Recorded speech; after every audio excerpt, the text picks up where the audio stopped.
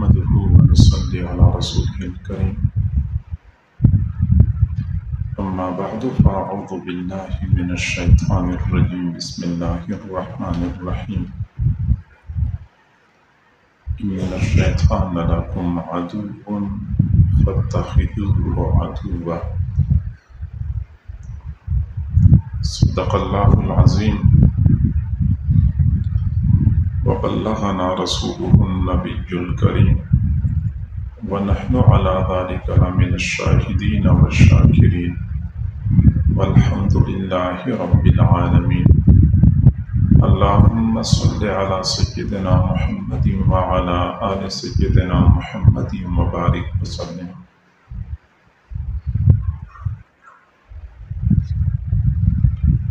اللہ تعالیٰ نے ہمیں اپنی بندگی کے لیے پیدا فرمایا اور ہمارا مزاج شریعت کے عین مطابق بنایا، چنانچہ ہر بندہ طبعی طور پہ چاہتا ہے کہ وہ دیندار بن جائے، وہ نیک بن جائے۔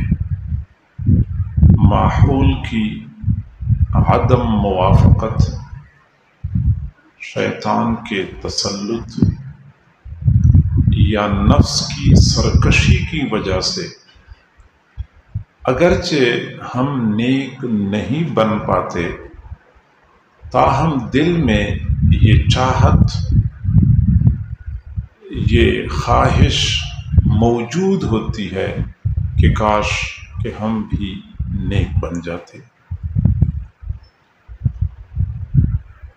کئی مرتبہ یہ خواہش اتنی شدید ہو جاتی ہے کہ بندہ فیصلہ کرتا ہے کہ بس اب میں مزید اللہ کی نافرمانی چھوڑ کے نیکی تقوی والی زندگی اختیار کرتا ہوں، چاہتا ہے، عملاً کوشش کرتا ہے، لیکن تمام تر کوششوں کے باوجود نیک بننے میں کامیاب نہیں ہو پاتا۔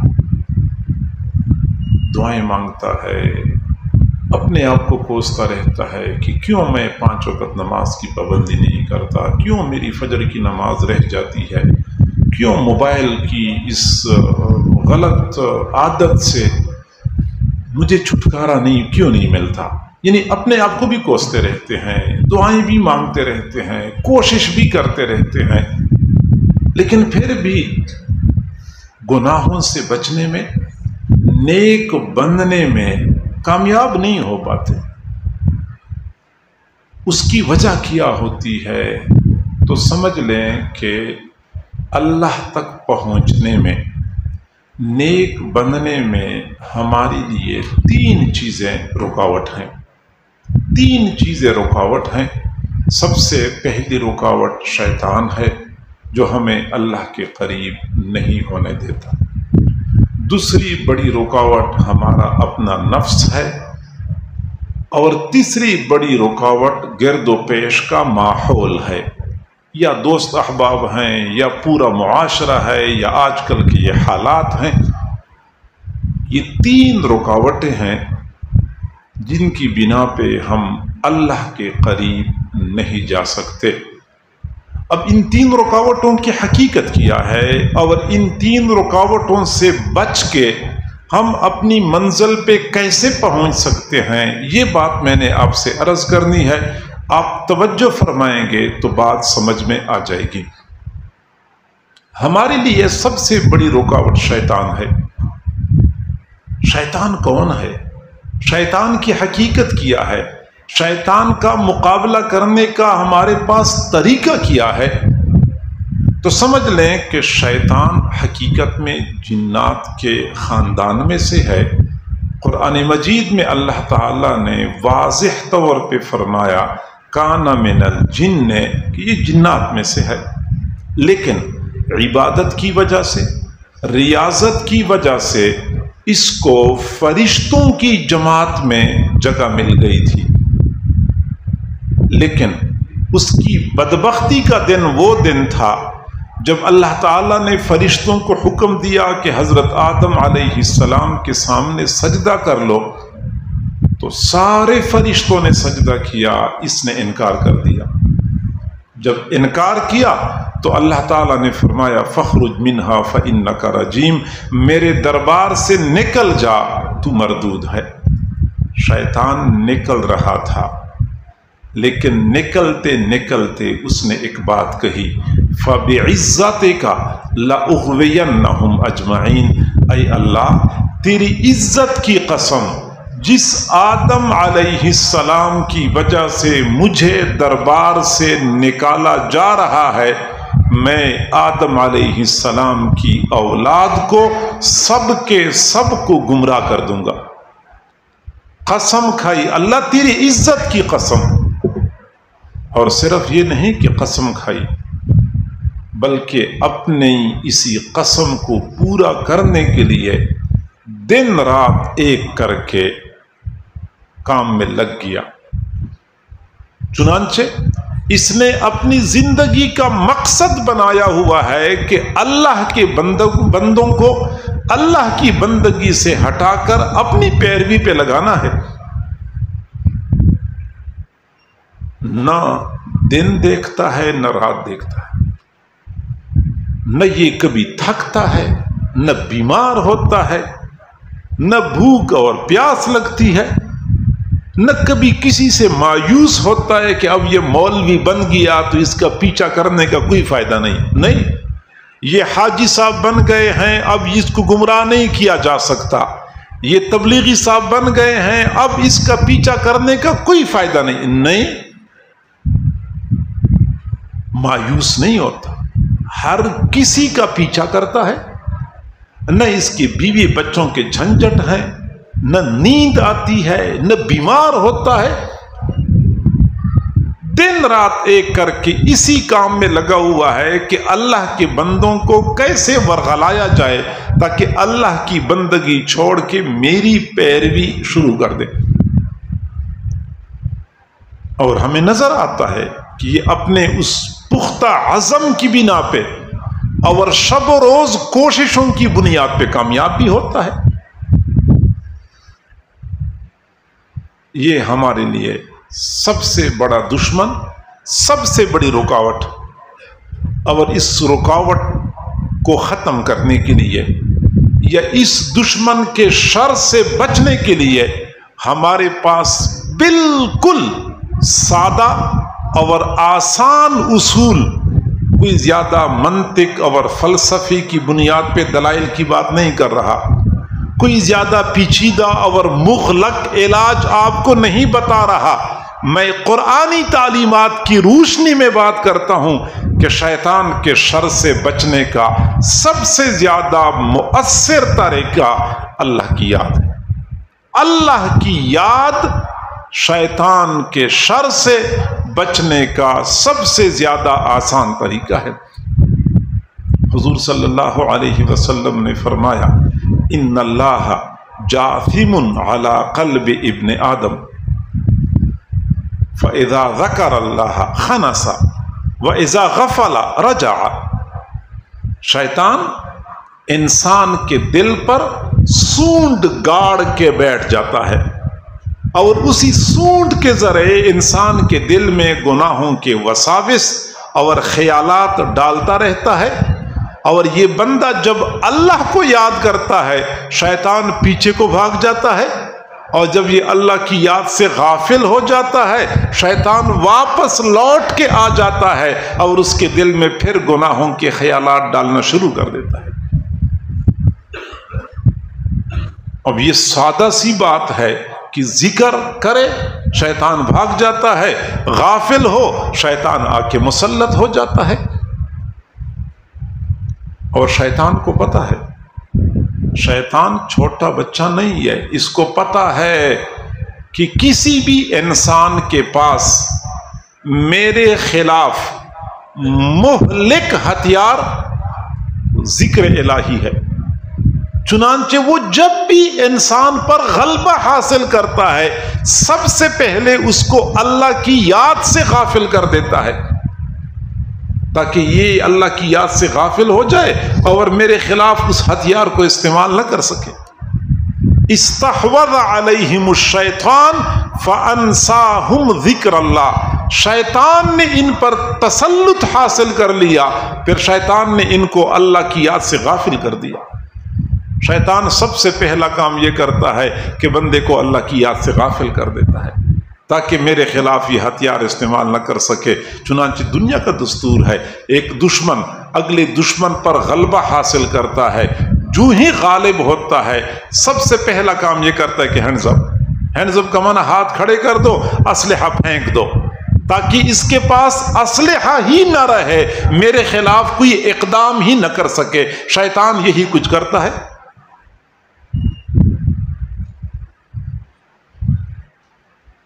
اور یہ بھی ایک حقیقت ہے کہ جو بندہ اللہ کی یاد سے غافل ہوا، گویا کہ اس نے خود ہی شیطان کو اپنے اوپر مسلط ہونے کا موقع فراہم کر دیا۔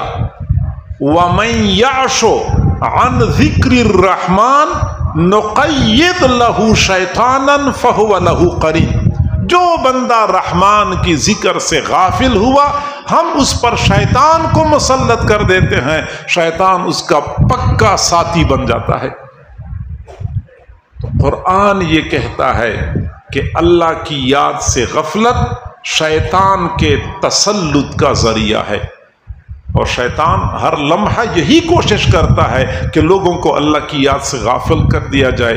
انما یرید الشیطان ان یوقع بینکم العداوۃ والبغضاء فی الخمر والمیسر ویصدکم عن ذکر اللہ، اور شیطان کی پوری کوشش ہوتی ہے کہ اللہ کے بندوں کو اللہ کی یاد سے غافل کر دیا جائے۔ اور یہی وجہ ہے کہ جو اللہ والے ہوتے ہیں، سمجھدار ہوتے ہیں، غفلت آ گئی، شیطان مسلط ہو گیا، شیطان مسلط ہو گیا، گناہوں کے خیالات دل میں آنا شروع ہو جاتے ہیں۔ جو ہی گناہوں کے خیالات دل میں آتے ہیں یہ فوراً اللہ کی طرف متوجہ ہو جاتے ہیں کہ یہ تو میرے اوپر شیطان غالب آ گیا۔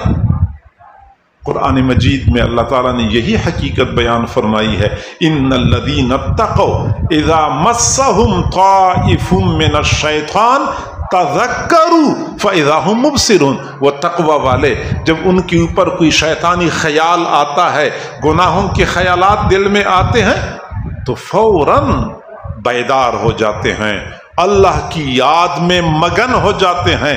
فَإِذَا هُمْ مُبْصِرُونَ، ان کی آنکھیں کھل جاتی ہیں کہ یہ تو شیطان ہم پہ حملہ آور ہو رہا تھا۔ تو میرے بھائیو، سب سے بڑا دشمن شیطان، اور شیطان کے لیے بہترین اور مؤثر علاج وہ اللہ کی یاد ہے، لیکن ہم اللہ کو یاد نہیں کرتے ہیں تو بہت تھوڑا یاد کرتے ہیں۔ کتنا تھوڑا؟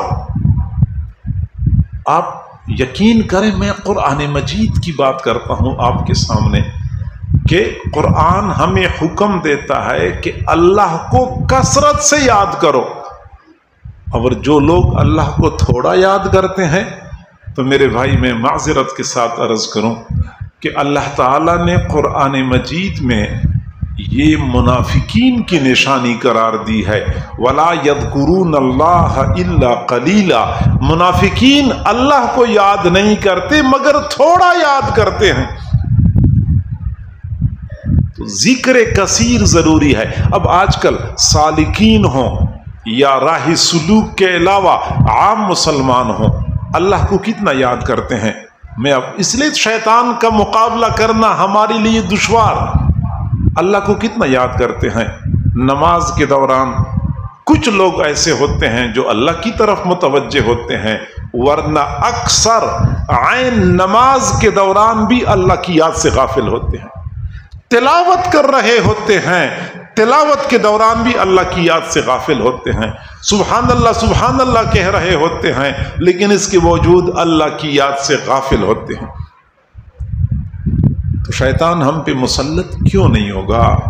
شیطان کے تسلط کو ختم کرنے کے لیے ذکر اللہ یہ قرآنی نسخہ ہے۔ اور ذکر کتنا کرنا چاہیے؟ कसरत से अल्लाह को याद करें। अब सालिकीन क्या करते हैं, 5 मिनट मुराकबा कर लिया, 10 मिनट मुराकबा कर लिया, ठीक है, 5-10 मिनट तो बंदा अल्लाह की याद की बदौलत शैतान से महफूज रहता है, लेकिन जो ही वहां से उठ जाते हैं फिर वही गफलत की कैफियत, फिर शैतान मुसल्लत हो जाता है। तो वो लोग जो ज़ाहिरन सूफी बने फिरते हैं, उनके लिए भी शैतान के हमलों से बचना दुश्वार होता है। तो हम कैसे बच सकते हैं? इसका आसान तरीका जो मशाइख सूफिया कहते हैं कि हर दम हर लम्हा अल्लाह को याद करना है, हर लम्हा अल्लाह को याद करना है, फिर कहीं जाके शैतान के दाव से हम बच सकते हैं। और हर लम्हा अल्लाह को याद करना कोई नामुमकिन नहीं है, कोई नामुमकिन नहीं है। अल्लाह को याद करने वाले याद करते हैं, हर लम्हा याद करते हैं, एक लम्हे के लिए भी अल्लाह की याद से गाफिल नहीं होते।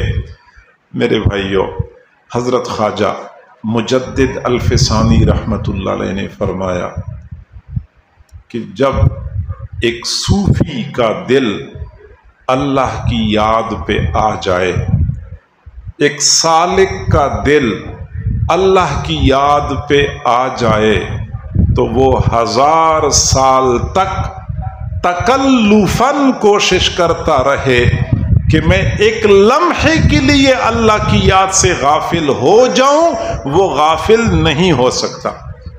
वो कोशिश भी करता रहे कि मैं अल्लाह की याद से गाफिल हो जाऊं, गाफिल नहीं हो सकता। और ये आप लोगों को यकीन आए या ना आए, किसी ऐसे नौजवान से पूछो जो फानी मखलूक की मोहब्बत में गिरफ्तार हो, कि कई मर्तबा ये नौजवान उस मोहब्बत से इतने तंग आ जाते हैं, वो चाहते हैं कि मैं उसको भुला दूं, इस गिरदाब से मैं निकल जाऊं, लेकिन तमाम तर कोशिश के बावजूद भुला नहीं सकते। कोशिश करते हैं, वजीफे पूछते हैं, दुआएं मांगते हैं कि किसी तरीके से उसका ख्याल मेरे दिमाग से निकल जाए, किसी तरीके से मुझे छुटकारा मिल जाए, लेकिन 1000 कोशिश के बावजूद उनको छुटकारा नहीं मिलता। रोज कहता हूं भूल जाऊंगा, रोज ये बात भूल जाता हूं। रोजाना कोशिश करते हैं कि उसको भुला दूं, लेकिन वो अज़म और इरादा जो कर चुका होता हूं, वो इरादा तो भूल जाता हूं, लेकिन उस फानी मखलूक को नहीं भूल सकता। ये जिक्र जब हमें नसीब हो जाए कि हर घड़ी, हर आन, हर लम्हा हमारा ध्यान अल्लाह की तरफ हो। वो किसी अल्लाह वाले से पूछा गया कि आप नमाज में आपके दिल में गैरुल्लाह का ख्याल आता है? फरमाया कि न नमाज में आता है, न नमाज से बाहर गैरुल्लाह का ख्याल आता है। न नमाज में आता है, न नमाज से बाहर आता है। और हमारा हाल ये है कि न नमाज में अल्लाह की तरफ ध्यान होता है, न नमाज से बाहर अल्लाह की तरफ ध्यान होता है। तो मेरे भाइयों, अगर हम चाहते हैं कि शैतान के तसल्लुत से निकल आए और शैतान हमारे लिए रुकावट न बने, तो आसान तरीका यह है कि हम अल्लाह को याद करें और कसरत से याद करें। और इसके लिए मैंने बता दिया कि सूफिया किराम जो वक़ूफ़े क़ल्बी बताते हैं वो बेहतरीन चीज़ है। और फिर वक़ूफ़े क़ल्बी को सीखने के लिए, दायमी ज़िक्र को सीखने के लिए फिर अल्लाह वालों की तरफ रुजू करना पड़ता है। तो हमारे लिए अल्लाह के रास्ते में पहली रुकावट शैतान से बचने के लिए बेहतरीन हथियार जिक्र सीखने के लिए आपको अल्लाह वालों के पास जाना पड़ेगा। ये पहली रुकावट, उसका इलाज।